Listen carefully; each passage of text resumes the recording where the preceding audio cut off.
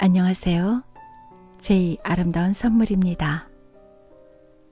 오늘은 일제시대의 여성 작가인 백신혜님의 적빈을 낭독해 드리겠습니다.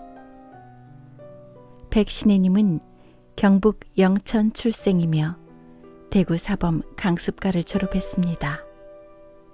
1928년에 단편 나의 어머니가 조선일보에 당선되어 문단에 등단했으며 꺼레이를 발표하면서부터 문단의 주목을 받았습니다.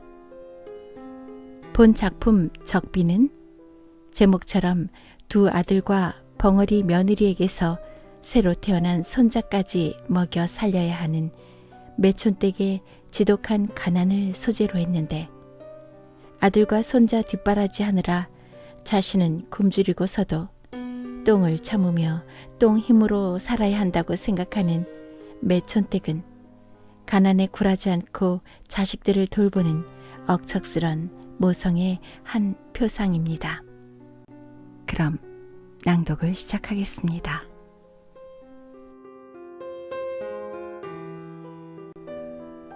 적빈, 백신혜. 그의 둘째 아들이 매촌이라는 산골에 장가를 간 후로는 그를 부를 때 누구든지 매촌댁 늙은이라고 부른다. 늙은이라는 위에다 매촌댁이라고 특히 댁자를 붙여 부르는 것은 이 늙은이가 은진 송씨인 고로 송우암 선생의 후예라고 그 동리에서 제법 양반 행세를 해오던 집안이 친정으로 적당히 됨으로써의 부득이한 존칭이다. 그러나 지금에 와서는 존칭으로 댁자를 붙여준다고는 아무도 생각지 않았다. 아무래도 매촌댁 늙은이 하면 의례히 더럽고 불쌍하고 남의 일 해주는 거지보다 더 가난한 늙은이다 하는 멸시의 대명사로 여기는 것이었다. 그뿐 아니라 요즘에 와서는 매촌댁 늙은이라고 댁자를 쑥 빼고 부르는 사람도 있어졌다. 그래도 늙은이는 그것을 노엽게 생각할 만한 양반에 대한 애착심이 낡아 빠져서 아무런 생각도 느끼지 않았다. 몇 해 전 그가 늘 허드렛 일을 해주러 다니는 그 동리 면장의 집 아들이 장난말 끝에 늙은이의 이름은 뭐요? 하고 물었다. 헤헤, 내 말인가? 늙은이가 무슨 이름이 있어? 그래도 왜 없어요? 똥덕이었어? 개똥이었었어? 하며 놀려대는 것이었다. 그는 젊은 놈이 당돌하게 늙은이의 이름을 묻는다는 것이 와락 분해져서 왜? 나도 예전에는 다 귀하게 큰 사람이요. 우리 할아버지는 송우암 선생의 자손이요. 그리 문장이라오. 내 이름도 할아버지가 귀한 딸이라고 귀남이라고 지었다오. 하며 자기도 옛 세월 같았으면 너희들은 감히 나의 집에도 만만히 못 들어볼 상놈들이다 하는 뜻을 암시하여 양반 자랑을 한 것도 지금 생각하면 다 우스운 일이었다. 돈 없고 가난하면 지금 세상은 이런 것이라 하는 것만은 날이 갈수록 더 똑똑하게 알려질 뿐이었다. 가난하다면 이 매촌댁 늙은이보다 더 가난할 수는 없는 것이었다. 거의 맏아들은 오래전에 죽어버린 자기 남편과 마찬가지로 돼지라고 별명을 듣는 멍청이였다. 모든 일에는 돼지같이 둔하고 욕심 많고 철딱선이 없고 소견 없는 멍청이면서도 술 먹고 담배 피우는 데는 일당백이었다. 그래서 남의 집에서 품팔이라도 하면 돈이 손에 들어오기 바쁘게 술집으로 쫓아가는 것이었으므로 몸에 입은 옷이라고는 자칫하면 감추는 물건이 벌렁 내다보일 지경이었다. 그 동생은 28배, 남의 집에서 고용살이로 모았던 몇 량 돈으로 매촌으로 장가를 들고 얼마 남은 것으로 형되는 돼지도 장가를 들어주려 했으나 눈 빠진 사람이 아니고는 그에게 딸을 내어줄 사람이 없었다. 그러나 이렇게 못난이 돼지라도 사위를 보려는 사람이 있었다. 그는 20살이나 먹도록 시집 못 보내고 둔 벙어리 색시의 아버지다. 돼지는 벙어리라고 하므로 생각할 인물이 못 되어 계집 얻는다는 것만이 좋아서 싱글벙글하며 넓적한 콧구멍을 벌렁거리며 장가를 들었다. 늙은이는 아들 둘을 다 장가 보내고 나니 이제는 걱정할 것이 없다고 생각했으나 장가를 보내고 나니 걱정은 더 많아졌었다. 돼지는 한날 한시로 술만 찾아다니고 벙어리는 매촌의 아내와 같이 있는 늙은이에게 와서 배고프다고 우는 것이었다. 매촌이는 장가 든 후에도 고용살이를 하는 고로 그의 아내는 늙은이와 날만 새이면 남의 집으로 돌아다니며 일해주고 밥 얻어먹고 해야 살아오므로 고용살이로 받은 돈은 그대로 남겨두게 되었다. 남겨둔다 하더라도 1년에 10원 내외이나 늙은이는 100만 재산같이 귀중히 여겨 몸에 걸칠 옷 한 가지 바꾸어 입을 것이 없는 것은 생각할 줄도 몰랐다. 아주 옷이 없어지면 산골로 돌아다니며 무명패 짜는데 품팔이를 한다. 산골에서는 예전과 같이 아직까지도 제 손으로 옷감을 짜는 것이다. 한 피를 짜면 무명패 몇 척씩 삭을 받아가지고 며느리와 한 가지, 자기 한 가지씩 옷을 해입는 것이었다. 때로는 벙어리도 데리고 다니며 이를 거들어주며 밥을 얻어 먹이기도 하는 것이었다. 밥 한 끼 얻어 먹는다는 것이 무슨 큰 품삯이나 받는 것 같이 그들 셋은 뼈가 부서지도록 일을 해주고 돌아다녔으나 그래도 별 걱정은 없었다. 어서 몇백 냥 모이게 되면 그것으로 남의 돈이나 밭을 대지로 얻어서 제 농사를 해보리라 하는 것만이 매촌의 부부와 늙은이의 유일한 희망이었다. 매촌이가 장가든 지 4년 만에 이럭저럭 뼈를 깎아 모은 돈이 2원 모자라는 60원이나 되었다. 매촌은 그 돈 중에서 15원을 떼어 일간톡 다 허물어져 가는 것을 사가지고 생전 처음으로 자기의 집이라는 것을 가지게 되었다. 늙은이도 기뻐했던 것이다. 그랬더니 남은 돈 43원으로 대지를 하기 전에 홀딱 날려보내고 말았다. 동리에서도 똑똑하고 잘하는 신용 있는 매촌이었으나 한꺼번에 많은 돈을 주고 보니 가뜩이나 마음이 벙벙한 데다가 돈 냄새를 맡고 다른 동리 알부랑 노름꾼들에게 속아 넘어서 하룻밤에 후딱 날려보내고 만 것이었다. 매촌은 두 눈에 불이 켜고 뼈가 녹은 것 같이 쓰라리게 아까워서 죄 없는 담뱃대만 힘껏 두들겨 부수었다. 손에 쥐인 것 같이 믿고 믿었던 농사하는 그들의 꿈은 그대로 애초롭게 물거품으로 돌아가고 말게 되었으므로 늙은이는 온 밤이 새도록 아들을 조르며 죽는다고 목을 놓고 우는 것이었다. 죽일 놈들, 도적놈들, 내 돈 43원을 그대로는 못 먹을 것이다. 매초는 딱 버티고 앉아 이를 갈았다. 그러나 한 번 낚인 돈이 아무리 간장을 녹인들 도로 제 손 안에 들어올 리가 없는 것이었으나 그래도 매초는 제 돈 찾으러 매일같이 노름판에 드나들었다. 그러는 중에 그는 제 자신도 모르는 사이에 어느 동리 알탕 노름꾼으로 변하고 말았다. 단순한 매촌이었었던 만큼 그의 변화는 쉽고 빠른 것이었다. 늙은이와 며느리는 태산같이 믿었던 매촌이가 그 모양이 되고 오직 하나 희망이었던 제 농사 짓는다는 것도 꿈으로 돌아간 후 죽지도 살지도 못할 판에 끼어 한결같이 남의 집에 다니며 입만은 살아갔다. 1년 12달 남의 솥에 익혀낸 것만 얻어먹는 그들이라 비록 일은 해주고 먹는 것이라 해도 동리 사람들은 공밥을 먹이는 것 같이 그들을 천대하는 것이다.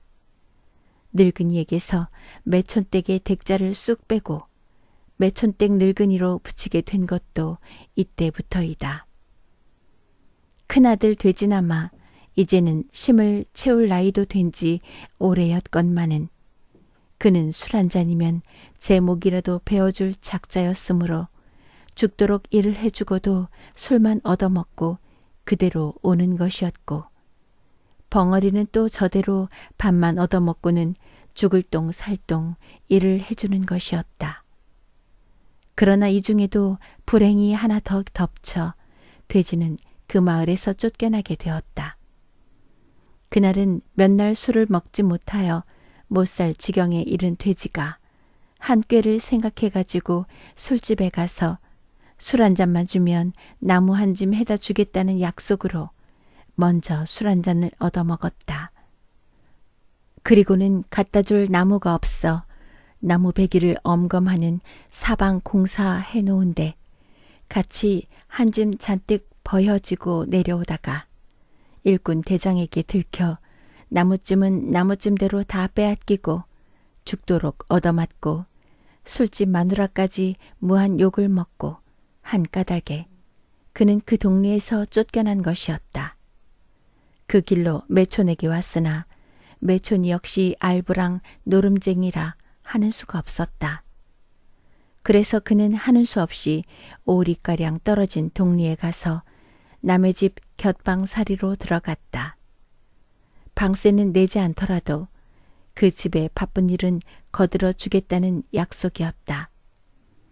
그러나 당장에 입을 넣을 것이 없었으므로 벙어리를 두들기며 밥 얻어오라고 하는 것이었으나 벙어리는 이미 당삭이 된 커다란 배를 가리키며 서럽다는 듯이 우는 것이었다.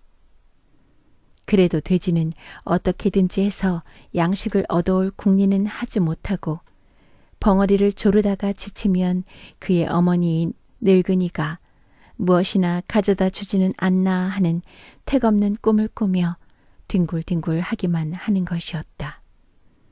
이따금 담배 생각이 나면 들에 나가서 실랭이에 꽃을 따다가 대에 넣어가지고 쥐새끼 소리를 내며 빨아대는 것이었다. 벙어리는 자기 뱃속에서 꿈틀꿈틀하며 태아가 놀면 몸서리를 치며 무서워했다. 빌어먹으련 어린애가 그러지 않냐? 겁은 왜 내? 하고 벼락같이 소리를 지르나 알아듣지 못하고 끙끙 하는 소리로 울며 자기 배를 쿡 쥐어 지르는 것이었다. 하루 한 끼도 얻어먹지 못하는 그들이라 벙어리의 커다란 두 눈은 쇠눈깔같이 험악하였다. 늙은이는 어느 날 밤에 큰 호랑이 2마리가 꿈에 보이더라고 하며 그 이튿날 아침에 매촌의 아내를 보고 꿈 이야기를 하는 것이었다. 아마도 오늘 내일 간에 너희 둘이 다 아들을 낳으려는가 보더라.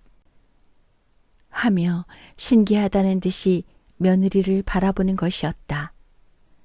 매촌의 아내도 벙어리와 같이 당삭 있다던 것이다. 한꺼번에 둘이 다 해산을 한다면 이 일을 어쩔까? 작은 며느리는 그래도 해산 후에 먹을 것이나 준비해 두었지만은 저 벙어리를 어떻게? 혼자 생각하다 못해 노란 것, 흰 것, 검은 것이 한데 섞인 몇 가락 안 되는 머리를 손가락으로 감아서 꽁쳐매고 누덕누덕 집은 적삼에 걸레 같은 몽당 치마를 입고 빨리 집을 나섰다. 그는 그 길로 바로 단골로 다니며 일해주는 집들을 돌아다니며 사정 이야기를 하고 얼마만큼만 구워주면 나중에 그만큼 일을 해주리라고 애원을 하고 해도 한 줍도 시원하게 대답하지 않았다. 뭐다, 그 늙은이는 참 그런 이들을 자식이라고 걱정을 해. 먹일 것도 없을 줄 알며 어린애는 왜 만들었어? 하고 비웃고 핀잔 주고 놀려주고 할 뿐이었다. 늙은이는 이지러지고 뿌리만 남은 몇 개 남지 않은 이빨을 드러내며 예 하고 고양이같이 웃어 보이는 것이었다. 웃으면 고라 비뚤어진 우붕 뿌리 같은 그 얼굴에 누비질한 것 같이 잘게 깊게 잡힌 주름살이 피며 주름 사이에서 햇빛을 보지 못한 살이 받고 지운 것 같이 여기저기 드러나는 것이었다. 그러게 말이지. 자식놈들이 몹쓸 놈이지. 그저 벙어리가 불쌍해서 그러는 거요. 하고는 다시 한번 예 하고 웃어 보이고 돌아서 나오는 것이었다. 그는 행여나 하는 생각으로 마지막으로 또 한 집에 들렀다. 오랫동안 천대받고 학대받아온 늙은이라 남들의 냉정한 것을 슬프게나 원망스럽게 느낄 줄 몰랐다. 그리고 낙심할 줄도 몰랐다. 마지막 들린 집에서는 쉽사리 동정을 하는 것이었다. 에구 불쌍해라. 아이는 하필 저런 데 가서 잘 테이거든. 하며 쌀 한 돼, 보리 2돼, 장 한 그릇, 미역 한 쪽, 명태 한 마리를 별말 없이 내어주는 것이었다. 밥 한 그릇에 온 전신이 녹도록 고맙다고 생각하는 이 늙은이라 이렇게 과분한 적선에는 도리어 고마운 줄 몰랐다. 그의 고마움을 느끼는 신경은 너무나 한도가 적었던 까닭이라 그의 신경은 모조리 감격에 차고 이 여러 가지에 대한 감사를 일일이 다 느끼기에는 그의 신경이 모자랐던 것이다. 늙은이는 채 머리만 절레절레 흔들며 연방 혀끝으로 콧물을 잡아 뜯더니 닦았다. 아무 고맙다는 인사도 없이 그는 여러 가지를 바구니 속에 넣어가지고 머리에 이었다. 그 집을 나와 한참 돼지 있는 마을을 향해 걸어가다가 그는 힐끔 한번 뒤를 돌아보고는 얼른 바구니에서 명태를 끄집어내어 품속에 감추었다. 이것은 작은 며느리 해산하거든 주지. 그는 벙어리만 중하게 생각하는 것 같아서 명태는 감추었다가 작은 며느리를 주려는 것이었다. 돼지가 있는 방 지게문을 덜컥 열어 젖히니 방 안에서는 더운 짐과 쾌쾌한 냄새가 물씬 솟았다. 돼지는 혼자 방에 누웠다가 부시시 일어나 앉았다. 그건 뭐요? 배고파라. 하며 힐끔 아래서부터 옆으로 늙은이를 쳐다보는 것이었다. 그 모양이 정말 돼지 같아서 늙은이는 속으로 쓴 웃음을 쳤다. 방 안 모양도 돼지우리 같았거니와 그의 느린 동작과 조그만 눈이 살그머니 흘겨보는 상은 병들은 돼지 그대로였다. 다만 한 가지 참 돼지처럼 살이 툭툭 찌지 않은 것만이 다를 뿐이었다. 늙은이는 지긋지긋하게도 모모 망나니인 2 아들을 원망이나 미워하는 것도 이제는 그만 지쳐서 그대로 잠자코 방으로 들어갔다. 그건 뭐래요? 입 가장자리가 뽀얗게 침이 타 붙은 것을 손등으로 슬쩍 닦으며 배고파 못 견디겠다는 듯이 재차 묻는 것이었다. 늙은이는 혼자 중얼거리며 연방 채 머리를 절레 흔드는 것이었다. 작은 며느리는 해산하면 먹는다고 쌀 5대 보리 1마를 준비해 두기라도 했거니와 벙어리는 지금 당장에 굶고 있는 판이니 그 일이 난감하였다. 무엇이야? 아무것도 아니지. 젊은 것이 해산을 하면 무엇을 먹으려고 밤낮 이러고만 있어. 늙은이는 목에 말라붙은 것 같은 적은 소리로 노하지도 않고 곱게 타이르는 것이었다. 일하러 가려고 해도 배고파서. 그렇다고 누웠으면 하늘에서 밥이 떨어지냐? 젊은 것은 어디 갔어? 뒷산에 나물 캐러 갔는가? 늙은이는 내 손가락으로 뒤통수를 덕덕 긁으며 답답해 못 견디겠다는 듯이 벌떡 일어섰다. 이것은 해산하면 먹일 약이다. 손도 대지 말아라. 하고는 가지고 온 바구니를 윗목에 밀어놓고 밖에 나와 짚을 한숨 쥐어다가 그 위에 눌러 덮었다. 정말 이것은 손을 대지 말아라. 아이를 낳으면 먹일 약이다. 늙은이는 10번, 20번 당부를 하는 것이었다. 그래, 웬 잔소리는. 하고 돼지는 온 몸뚱이에 껍질만 남겨두고 모든 정신이 그 바구니 속에 쏠리어 늙은이의 말은 지나가는 바람소리로만 여기는 것이었다. 늙은이는 돼지의 속마음을 잘 들여다볼 수 있었다. 아무리 당부해도 그 말을 실행할 돼지가 아닌 것도 잘 알았으나 조금이라도 아껴 먹도록 하라는 뜻으로 자기도 몇 번이나 부탁만은 하는 것이었다. 그러나 아무리 지혜 없는 축신이 돼지라 할지라도 40에 가까운 사나이에게 양식을 약이라고 말하는 자기가 서글프기도 했거니와 그들에게 있어서는 양식이라는 것은 생명줄을 이어주는 귀하고 중한 약이 아니고 무엇이냐. 밥을 약과 같이 먹어야 하는 너희들이 아니냐 하는 생각도 났으므로 늙은이는 다시 또 입을 닫지 않고 그 방을 나섰다. 집으로 돌아오는 길에도 행여나 벙어리와 마주칠까 해서 명태 한 마리는 품에 숨긴 채 왼편으로 그 위를 누르고 빨리 돌아왔다. 작은 며느리는 일하러 나가고 없었으므로 부엌 한 옆에 구덩이를 파고 넣어둔 쌀 항아리 뚜껑을 열고 명태는 쌀 속에 파묻어 두었다.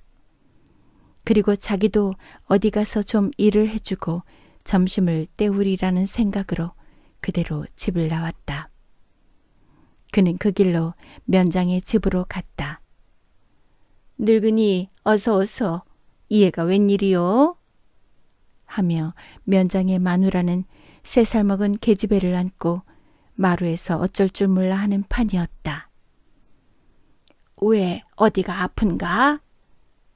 늙은이는 얼른 마루로 올라가서 익숙한 솜씨로 어린애의 이마와 가슴을 만져보았다. 지금까지 뜰에서 놀던 것이 갑자기 이 모양이야. 어린애는 정말 열이 나고 괴로운 울음을 우는 것이었다.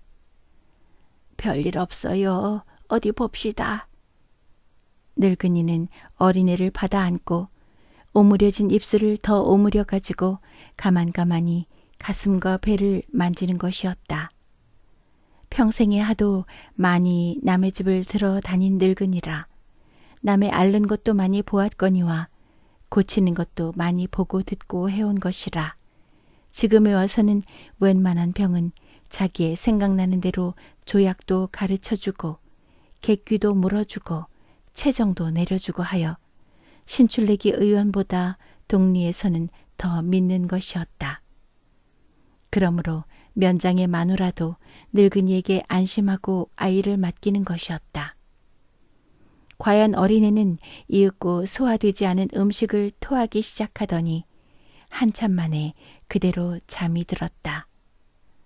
늙은이는 후 한숨을 하고 툇마루로 나와 앉으며 한숨 포근히 자고 나거든. 노글노글한 조당수나 끓여 먹이고 저녁도 먹이지 말고 그대로 재우면 별일 없을 것이요. 하였다. 마누라도 안심한 듯이 늙은이에게 줄 밥을 참견하였다. 늙은이는 밥과 반찬 찌꺼기를 얻어가지고 툇마루 한 옆에서 씹지도 않고 묵턱묵턱 삼키기 시작했다. 에구 늙은이 천천히 좀 먹으면 어떤가. 그렇게 막 삼켰다가 걸려 죽으면 어째? 마누라는 늙은이의 밥 먹는 양을 바라보다가 주의를 시키는 것이었다. 히엥. 늙은이는 애교 있는 웃음을 웃고 간청어 꼬리를 뼈째로 모조리 묵턱 베어 우물우물 하더니 입이 움쑥하며 꿀꺽 소리를 내고 삼키는 것이었다. 에그머니 뼈를 막 먹네. 힝, 걱정하지 마소. 죽어도 먹다가 죽는 것은 복이 아니요. 그는 그의 버릇인 히엥 하고 고양이 웃음 같은 소리로 한 번 더 웃어 보이고 연방 주먹만한 밥숟가락이 오르내렸다. 저 늙은이의 창자는 무쇠로 된 것이야. 마누라는 자기도 침을 삼키며 찬장에서 먹던 김치찌개를 더 내어주었다. 늙은이는 지금까지 먹으라고 주는 것을 사양해 본 적이 없는 판이라 주는 김치도 넙적 받아 국물부터 후루룩 삼켜보는 것이었다. 그의 몸뚱이는 골아 비틀어졌어도 오직 그의 창자만은 무쇠같이 억세고 든든하였던 것이다. 지금까지 배앓이를 해본 적이 없는 그이였다. 그날은 이것저것 거들어주고 저녁까지 얻어먹고 돌아 나올 때 마누라는 늙은이의 치맛자락에 보리 두어 되를 부어주었다. 에구, 이것은 왜? 하면서도 사양하지 않고 그대로 집으로 돌아왔다. 그는 그 보리를 가져다가 헌누더기 조각에 싸가지고 며느리 몰래 부엌 나무단 밑에 감추었다. 벙어리에 양식이 없어지면 가져다 주려고. 그런지 며칠 만에 벙어리가 해산 기미로 누웠다는 통보를 받고 부랴부랴 달려간 때는 오정이 훨씬 지나서이다. 방문을 덜컥 열어젖히니 벙어리는 죽겠다고 머리를 방구석에 틀어박고 끙끙하며 손으로 벽을 쥐어뜯고 있고 돼지는 조급한 듯이 연기도 나지 않는 담뱃대만 쪽쪽 빨며 쥐새끼 소리를 내고 앉아 있었다. 언제부터 저러냐? 늙은이는 방에 들어가 앉으며 아들에게 묻는 것이었다. 몰라요. 어젯밤부터 아직까지 물도 한 모금 마시지 않네요. 늙은이는 벙어리의 고통을 잘 알았다. 아무것도 먹지 못해 기운이 없어 속히 어린애를 낳지 못하는 것이다 하는 생각이 들자 전에 가져다 준 것 어디 있어? 하고 물었다. 뭐? 그거 다 먹었지. 뭐? 언제? 늙은이는 기가 막혔다. 그까지 쌀 한 대, 보리 2대를 먹는다니 입에 붙일 것이나 있었으리요마는 미역까지 다 먹었다는 말에 와락 속이 상했다. 빌어먹을 놈, 그것을 죄다 먹다니. 기운이 없어 아이를 속히 낳지 못하고 끙끙하는 벙어리를 앞에 두고 늙은이의 가슴은 어리둥절하였다. 우선 조금 남아있는 장으로 솥에 찬물 한 바가지를 붓고 물을 끓여 벙어리에게 두어 숟갈 먹였더니 아바바 하는 고함소리와 함께 방바닥에 새빨간 고깃덩어리가 떨어지며 으아 하고 힘있는 첫소리를 쳤다. 늙은이는 탯줄을 끊으려 해도 가위도 아무것도 없어 생각하는 판에 돼지가 달려들어 입으로 탯줄을 석헉 베었다. 방바닥이라 해도 문 앞에 다 떨어진 사리 자리가 손바닥만치 깔려있을 뿐이었으므로 어린애는 맨 흙 위에 그대로 누워 새빨간 팔과 다리를 꼬물락거리며 입술을 오물락거리고 있었다. 늙은이와 돼지는 얼른 어린애의 다리 사이를 헤치고 보았다. 조그만 무엇이 달리어 사나이라는 것을 뚜렷이 증명하고 있었다. 늙은이는 갑자기 2팔을 덜덜 떨며 두리번 살피다가 하는 수 없이 손빠르게 자기의 치마를 벗어 어린애를 싸가지고 자리 위에 눕혔다. 벙어리는 죽은 것 같이 늘어져 누워 있었다. 돼지는 뜻도 없던 말소리를 혼자 분주히 중얼거리며 담뱃대를 쥐었다 놓았다 벙어리를 만져보았다 하는 것이었다. 늙은이는 잠시 가만히 앉아 63세 처음으로 보는 손자라 그런지 그의 가슴은 감격에 꽉 차가지고 웬일인지 눈물이 줄줄 흘러내렸다. 연해서 안태를 낳자 그만한 피를 감당할 수 없어 떨어진 가마니 쪽에다가 태를 움켜담아 돼지를 시켜 뜰 한 옆에 가서 불사르라고 시켰다. 저것을 무엇을 먹일까?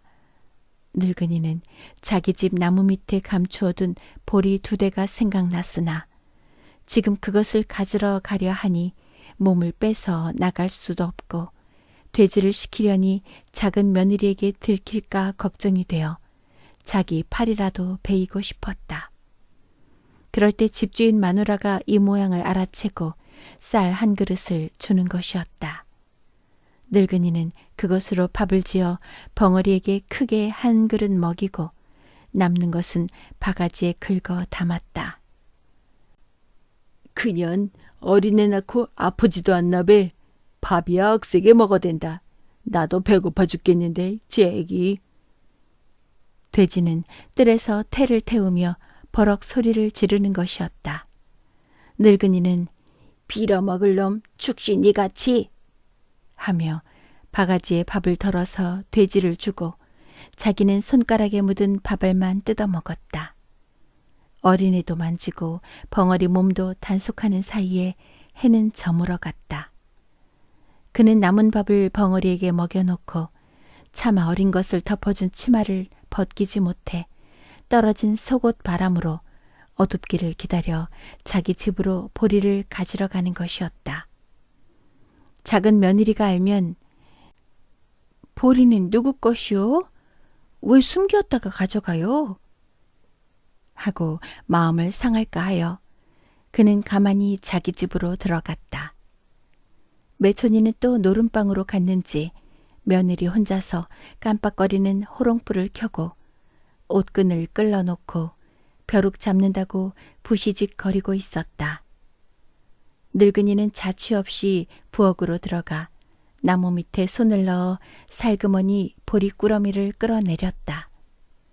진작 도로 나오려다가 조금 멈칫하고 생각한 후 재주 있는 쓰리와 같은 손짓으로 쌀 항아리 속에 손을 넣었다.